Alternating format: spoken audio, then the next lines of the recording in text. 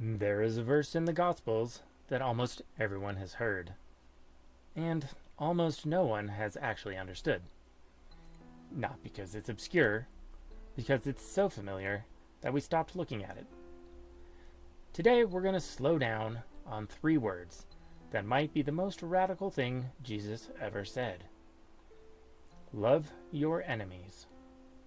And by the end of this, I think you'll see them completely differently.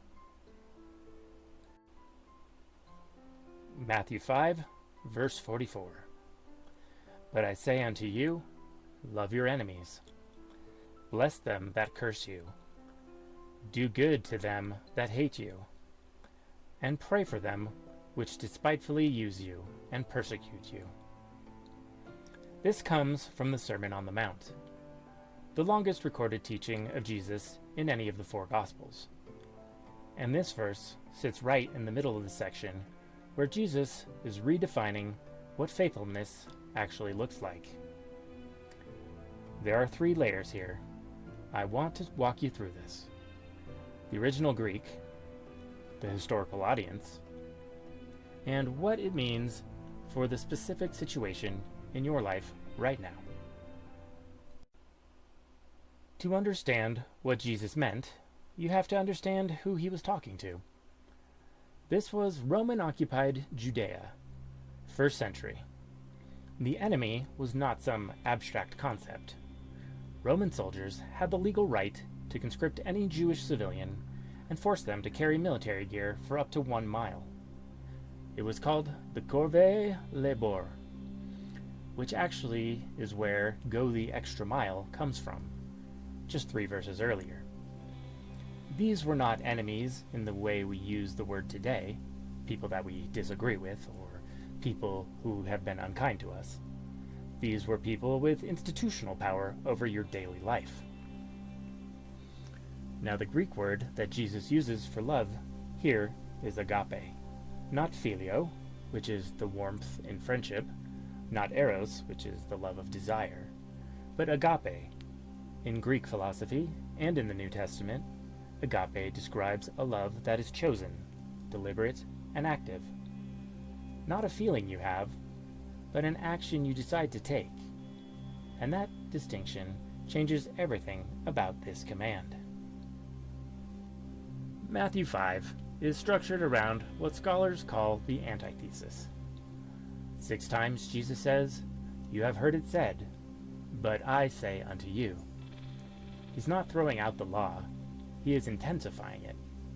He's saying the old framework wasn't deep enough, and the command to love your enemies is the most radical intensification of the whole list. Because agape love towards an enemy is a subversive act. It refuses to let the person who hurt you define how you show up. You are not approving of what they did. You are choosing not to be reduced by it. And here's something worth sitting with. That same logic appears in Romans 12, where Paul writes about doing good to your enemy as a way of refusing to be conquered by evil. The thread runs through the whole New Testament. This is Illuminate Gospel Insights, a Bible study app I built for the 4 Gospels. Tap any verse, and you get a historical context behind it, the theological reflection, as well as cross-references. All in one place. It's a free download with a one-time pro unlock for the full library. Links are in the description.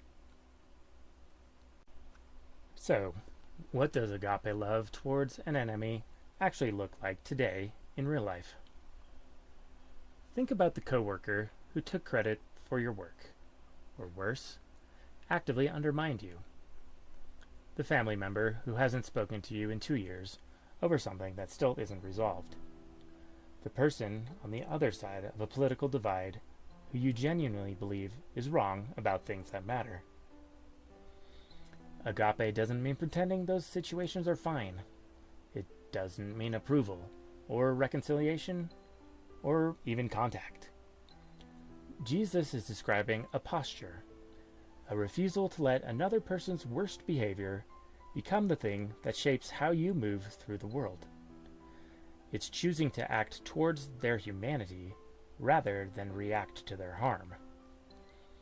And historically, in the context of Roman occupation, that was a radical act of personal and communal dignity.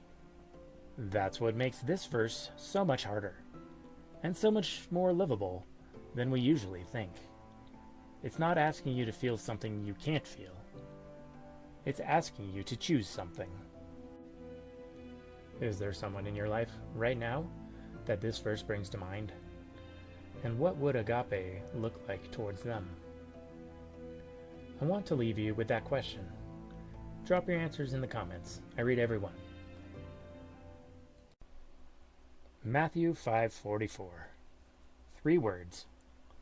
1 Greek term that changes how you read it. And a historical context that makes it feel possible rather than impossible.